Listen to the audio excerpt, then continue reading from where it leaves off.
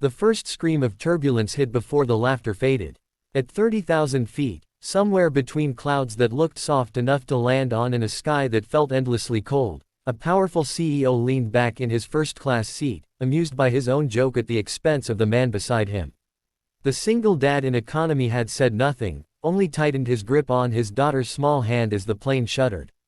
No one knew that within minutes, this same man would be the only reason the aircraft didn't fall silent forever. If you believe in kindness, second chances, and stories that remind us never to judge too quickly, take a moment right now to like this video, share it with someone who needs hope today, leave a comment, and subscribe to the channel. Your support helps keep stories like this alive. The man's name was Adam Hale. He looked tired in the way only parents who carry the world alone do. His jacket was worn at the elbows, his shoes clean but old, and his eyes carried a permanent shadow of responsibility. He was traveling with his 6-year-old daughter, Lily, seated by the window, her forehead pressed to the glass as she counted clouds. This flight was not a luxury or a vacation, it was a necessity. Adam was moving cities after losing his job, chasing a fragile promise of work that might finally stabilize their lives after his wife's death 2 years earlier.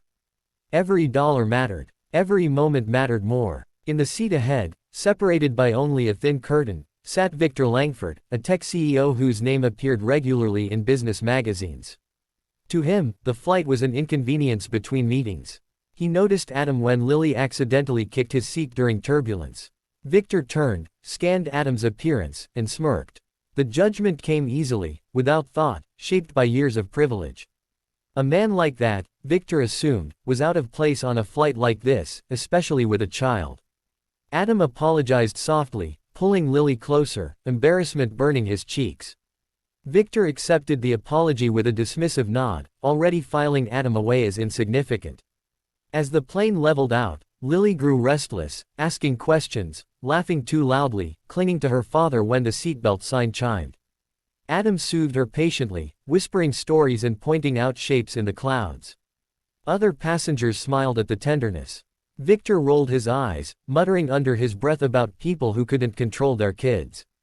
He had built empires, commanded rooms, fired people without blinking. Compassion, to him, was optional. Then the turbulence returned, harder this time.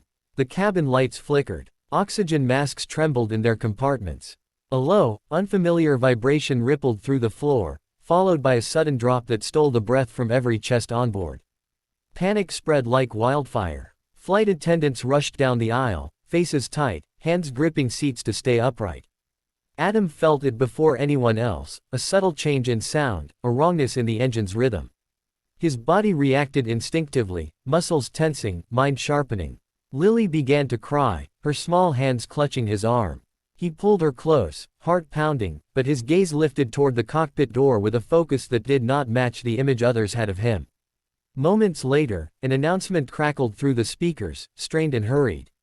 The captain explained there had been a sudden medical emergency in the cockpit, followed by a systems issue.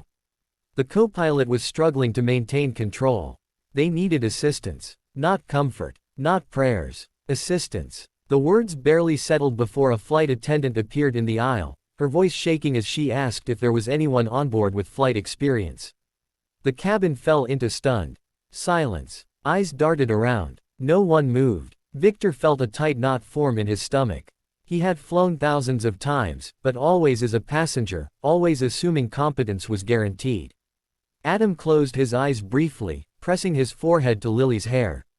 This was the moment he had spent years trying to leave behind. A life he no longer spoke about. A skill set buried under grief and survival. He stood slowly, drawing attention, his daughter looking up at him with confusion and fear. He handed Lily to a nearby passenger, asking them to hold her hand, his voice calm despite the chaos roaring inside him. Then he raised his own hand. Gasps rippled through the cabin. The flight attendant rushed to him, barely glancing at his clothes, only at his steady posture and unwavering eyes. Adam explained quickly, concisely, without drama. Years earlier, before life broke him open, he had been a commercial pilot. Not a hobbyist. Not a simulator enthusiast. A real pilot, with thousands of hours logged, grounded only after his wife's illness demanded he choose between sky and family. Victor watched, stunned, as the man he had mocked was escorted toward the cockpit. His mind rejected it at first, scrambling for excuses. But as Adam disappeared behind the door, the plane lurched again, and reality hit harder than turbulence ever could. Inside the cockpit, the situation was dire. Warning lights blinked angrily. The co-pilot's hands shook, sweat dripping into his eyes. Adam took in the scene in seconds, his training snapping back into place like muscle memory. He assessed, adjusted, stabilized. His voice was firm, controlled, grounding the co-pilot as much as the aircraft. Outside, passengers clung to armrests, prayers whispered, tears falling freely. Minutes stretched into an eternity. The engine screamed, then softened. The plane steadied. Slowly, impossibly, the nose leveled. A collective breath released in the cabin as the violent shaking eased into a manageable hum. Flight attendants sank into seats, crying openly now, relief overwhelming them. Victor sat frozen, shame crawling up his spine. Every dismissive thought, every smirk, every quiet insult replayed in his mind. He had measured a man's worth by the wrong currency and nearly paid the ultimate price for it. Adam guided the plane through an emergency descent, coordinating with air traffic control, hands steady, mind clear. When the wheels finally touched the runway, the impact was hard but controlled. Applause erupted before the aircraft even slowed, a raw, desperate sound of gratitude and survival. People hugged strangers. Some fell to their knees. Others simply cried. Adam remained in the cockpit until everything was secure. Only then did the weight of what he had done crash down on him. His hands trembled as adrenaline drained away. His first thought was not heroism or recognition. It was Lily. He emerged to thunderous applause, eyes scanning until he found his daughter racing toward him, tears streaking her face.